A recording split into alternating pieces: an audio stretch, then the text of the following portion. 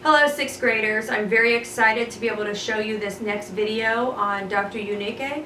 He is going to be talking to you about something that's very passionate for him, about some Nigerian children from his village, and what he wants to do to help them to bring education into their lives and let them become professionals that they could hope and dream to be.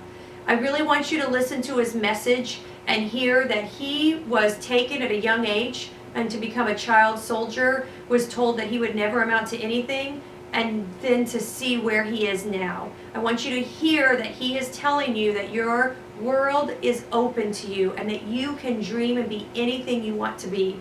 So I'm so proud of the sixth graders that are going to help these children in Nigeria become better citizens and become better students. Thank you for giving this video your attention. Hello, I'm Ashlyn, and today I'm interviewing Miss Lewis, Dr. Yonoki, and Professor Pam Lewis. Miss Lewis, would you mind sharing what we're here to talk about today? Absolutely. Sixth grade students, as December 20th is upon us, and we're spending the day doing community service and thinking of others, I felt like this project was very fitting for It Starts With You.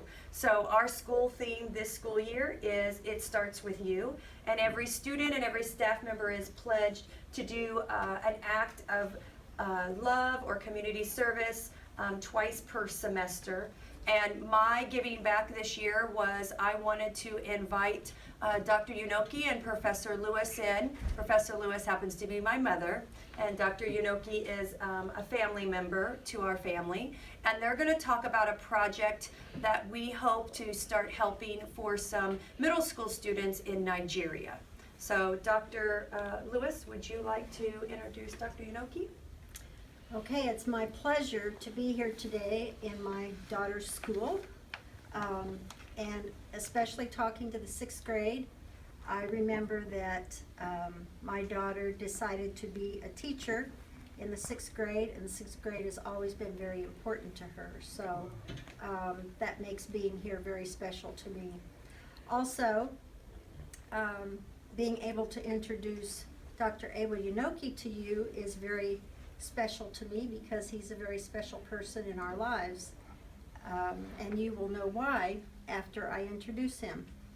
He is very, very passionate about creating new schools in Africa, and I feel very compelled to tell you about a very brief biography of him so that you will understand why. When Professor Yonoki was born, his parents named him Ewa, and that's an unusual name for you, so I have here we go. This is how you spell his name, E-W-A, very simple, Ewa, and Ewa means reincarnation. I think his parents probably named him that because his father was the prince of the tribe that they belonged to, and when Ewa would become a man, he would take his father's place as the prince. Ntsokara is the name of the Nigerian village that he's from. Ewa had 3 brothers, and they lived a very happy, peaceful life with their parents. This is the name of the village in Africa, and it was in the state of Ebonyi.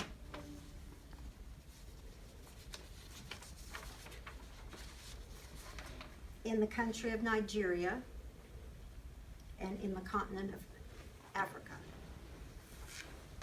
That's Ntsokara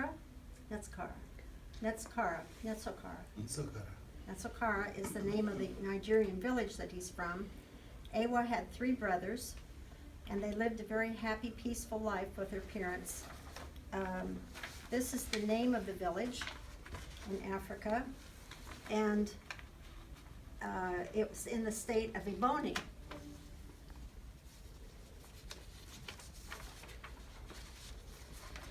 In the country of Nigeria and in the continent of Africa.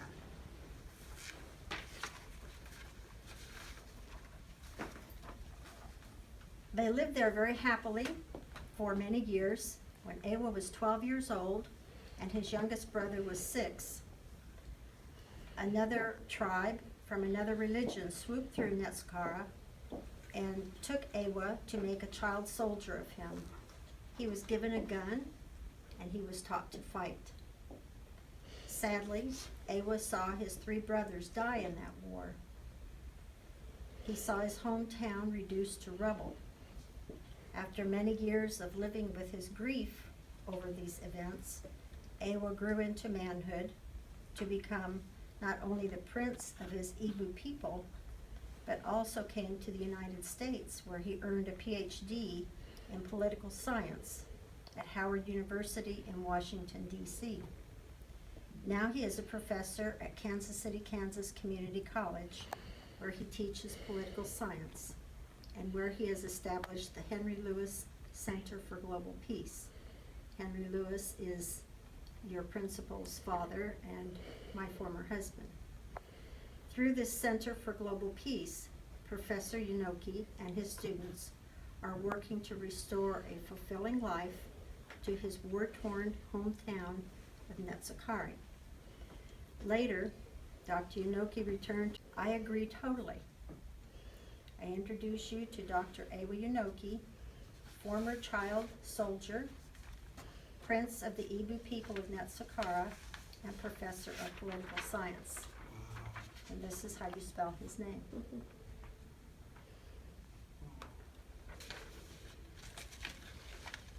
Dr. Yunoki. Thank you. Is it my turn This is your turn. to speak? Thank you so much, Pleasant Ridge, for welcoming me here. I love your school. I've never seen a school that is so orderly, so friendly. When I came here right from when I opened the door, I just felt at home. And in fact, I don't want to go back home anymore. I just want to stay here with you guys. Well, you've heard it all. But there's something you've not heard. You've not heard that Professor Pam Lewis says in one of her texts to me, we have no right to be happy in this world if other children all over the world, especially in Africa, are not educated. We have no right to just take care of our own children and take care of our own people without thinking of other children who are suffering. I was a child soldier, as you've heard. But there's something you've not heard. When I was younger, I took my mother to the hospital for the first time because we don't have hospital. And while I was driving her to the hospital from the village, our village never had anything like hospital or clinic, no doctors, nothing. On my way taking her there, she surged forward and laid her head, and her head scarf fell on my leg while driving. So my junior brother said to me, Mama has died. And I said, you're very pessimistic. Why should you say, don't you see she's sleeping? But unlike my mother, why should she lie on me, passenger seat, and she just laid her head on my legs? And before then, she was conversing with me, and she said to me, Ewa, build school in my village, for the villagers. And I was saying, why is she not saying build school for us? She's saying build school for the villagers of Ntsokara, of the village of Ntsokara. She says, if we had school, if we had educated people would have given us school. And I would not be suffering the way I'm suffering because of my health. Because here, if we were educated and we have somebody, they would have built a school for us and a hospital. So last year, as Professor Pam says, I went home and they asked me to build a school. Already, as a former child soldier, I've built a school for them in Liberia. It's called Freedom School Liberia. So in my own hometown, when they said this, I returned home, especially because of the girls that were kidnapped in Nigeria. I returned and then I mobilized everybody in my family, in my American family, and I told them, so they took it up. She is the champion of that cause. The Henry Center took it up and all that. But briefly for 2 minutes, let me mention that it's a long story, but I want to tell you of what I call moments. There are moments in my life that have taught me a lesson. Moment number one is the first day I entered school. We were forced to go to school, and so we saw the teacher wear shoes. In my village, we never saw anybody wear shoes for the first time. He's my teacher. So to me, one moment for me is that my teacher is very important in my life, because my parents never wore shoes. If I wear good shoes today, it's because it is through shoes that God showed me who I'm going to be as a teacher. So I just said to myself, if I could read my books, I will one day wear shoes like my teacher. So to me, a teacher is, first of all, God. A teacher is my second God. Because not knowing that when I was your age, that's when God was telling me that I will become a teacher. Today, I am teaching. Moment number two was seeing my three brothers die one by one, killed by soldiers and by starvation. Moment number three is seeing child soldiers being used to kill people. And I was a commander. And I decided I'm not going to kill anybody. So we never killed anybody. So the child soldiering, I'm still fighting. So all I'm asking you to do for me is, with your parents, can you join me, join my family, this family, to say, send a message to the world. Number one, Ubuntu. Nelson Mandela talks of Ubuntu. Ubuntu means, I am nothing without you, you're nothing without me, we're nothing without each other. Can we say Ubuntu to the children, connect with those children to help them for whatever they need? Number two message is, give them books, not guns. Child soldiers. I was forced to become a child soldier, and I'm saying, the Henry Center is saying, give the children education, not war, not guns.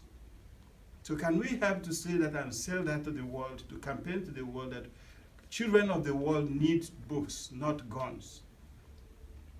So, number three or number four is to say, guns cannot win war. Killing people cannot win war. It's people who are not smart and intelligent as leaders. That's the people that push people to go and get killed. They kill your dad, they kill your brothers and all that. Smart leaders don't go to war. They use common sense to solve problems. So guns don't win war. It is education that wins war. Because if you're educated, you use intelligence to solve the problem. Isn't it so? Then number five is to tell you, children of Pleasant Ridge, you are unstoppable. You are unstoppable. The problem you have is to dream, and from today I want you to dream. Big, big dream.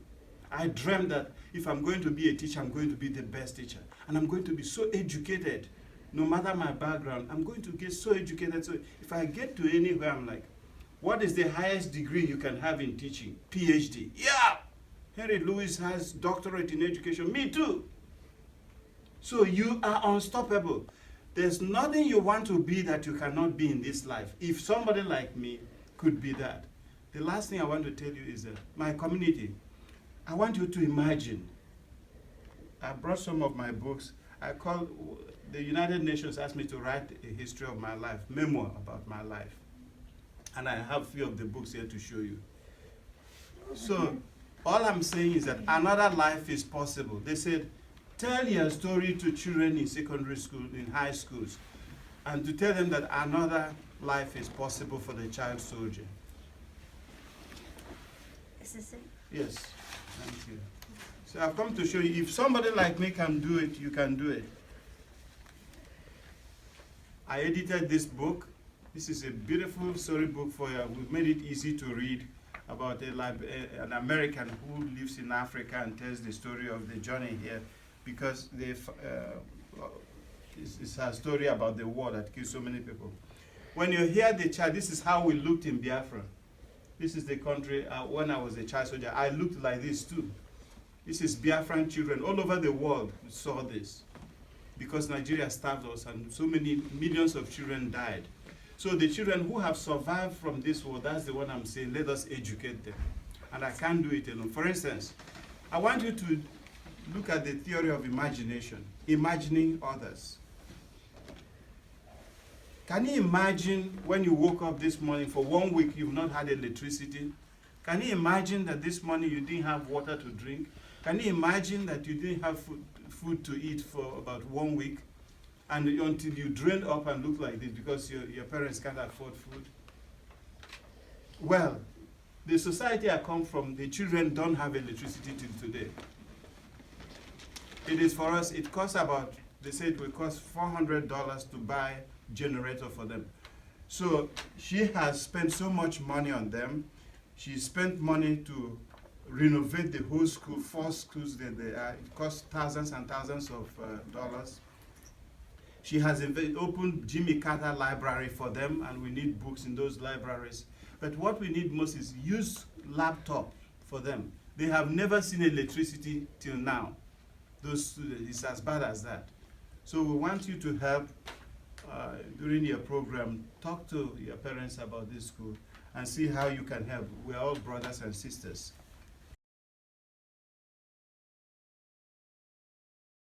Was seeing my 3 brothers die one by one, killed by soldiers and by starvation. Moment number 3 is seeing child soldiers being used to kill people, and I was a commander. And I decided I'm not going to kill anybody. So we never killed anybody. So the child soldiering, I'm still fighting. So all I'm asking you to do for me is, with your parents, can you join me, join my family, Louis family, to say, send a message to the world. Number 1, Ubuntu. Nelson Mandela talks of Ubuntu. Ubuntu means, I am nothing without you, you're nothing without me, we're nothing without each other. Can we say Ubuntu to the children, connect with those children to help them for whatever they need? Number 2 message is, give them books, not guns. Child soldiers. I was forced to become a child soldier, and I'm saying, the Henry Center is saying, give the children education, not war, not guns. We should talk more of things that unite us. Things that I don't want to go to a school where it's only me, so blacks. That's why they offered me to teach at Cheney State University, historically black, and I said, no, I want a mixed up school. It's beautiful, like blend a cup of tea. You put sugar, you put milk to blend a beautiful cup sweet tea. I don't want to drink the only one with sugar or one with milk only. So we mix up like this. It's such a joy. I look forward to seeing my students and learning from all of you. Okay. Yeah. Do you have any questions that you would like to ask? I have one. What do you think was the biggest setback from growing up the way you did? The setback is opportunity. We don't really, you have no idea what it means that you have electricity. The school that we're having now has no electricity. They have no Wi-Fi. She's the one who bought for the first time, computers for them, for the first time in their lives. Now they're saying they're making celebrations and they're making cards to send to her and to send to everybody. Maya Angelou says, the gift you give is nothing. It's how you make somebody feel for the first time. How you make somebody feel. She has they're inviting parents to come and see computer donated by the Henry Center. Computer, they've never seen it. So you can imagine the setback is opportunity. Thank you for joining us today and sharing your story, and thank you, Ms. Lewis and Professor Pam Lewis. I'm Ashlyn Vert from Ms. Schute's Speech and Drama class at Pleasant Ridge, and remember, students, it starts with you. It starts with you. It starts with you. It starts with you. It starts with you. So 6th graders, you get the privilege of being able to provide books into these children's library. They have a library at a school with no books in there. And you're going to be able to write handwritten notes of beautiful quotes or thoughtful comments or why you like the book that's in front of you. And you're going to take time to write this and think about that you are touching lives across this world. And you're going to wrap them, and we're going to mail these to them, and they're going to be able to receive a gift for their brand new school. Or you're going to have a different activity in a different room where you're actually making games and riddles and puzzles and Sudoku. And I just want you to know that we are so proud that you're part of this program and this changing lives. And remember, it all starts with you. And I hope you go home this winter break and think about the changes that you can do in your own life to become a better and warm and caring person. Have a wonderful winter break. And here are some quotes from Dr. Yunuke.